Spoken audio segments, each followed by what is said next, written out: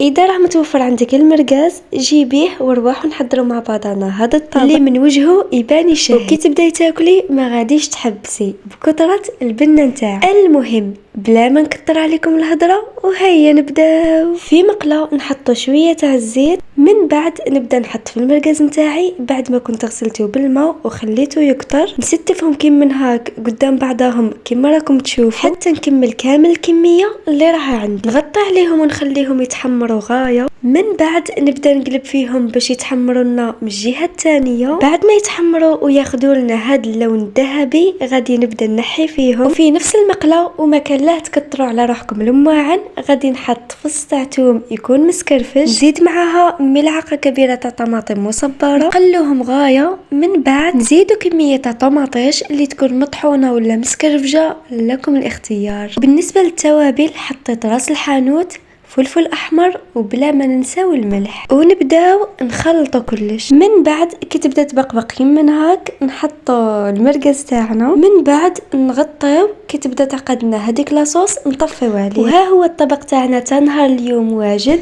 خلوا لي رايكم في التعليقات اذا عجبكم ولا لا. ودركا جا الوقت باش نصلوا على رسول الله عليه افضل الصلاه والسلام، شفيعنا يوم القيامه يوم لا ينفع مال ولا بنون. وشاهدكم في الجنة بصحتكم.